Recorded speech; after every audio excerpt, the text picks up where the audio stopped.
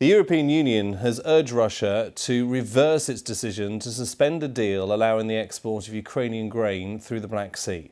The Kremlin has ripped up the agreement on food exports, blaming Ukraine for a drone attack on the Russia fleet in occupied Crimea. Claudia Redmond has this report. Sevastopol and the latest salvo between Ukraine and Russia.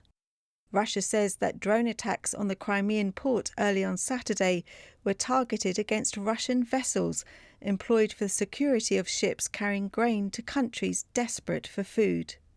Sevastopol is strategically important to Russia. It serves as the headquarters for Russia's Black Sea Fleet and logistical hub for operations in Ukraine. Ukraine has been swift to respond, saying Russia is using the attack as a pretext to withdraw from the grain agreement. How can Russia be among others in the G20 if it deliberately works to create famine on several continents? This is nonsense. Russia has no place in the G20. Russia's UN envoy tweeted a statement saying Russia intended to suspend participation in the grain deal.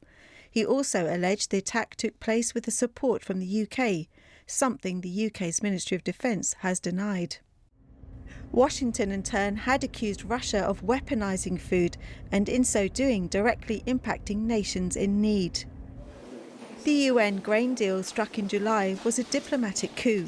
It allows Ukraine to reopen Ukrainian Black Sea ports for grain exports.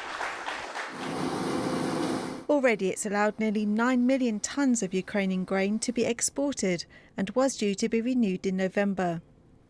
Ukraine is the world's fifth largest exporter of wheat.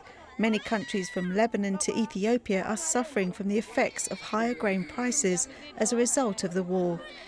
If Russia does stop the grain flow, it will be a blow to these people and to resolving the Russia-Ukraine crisis.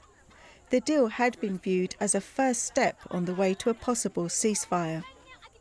The UN has called for the preservation of the grain corridor, saying all parties must refrain from any action which would imperil it. Claudia Redmond, BBC News.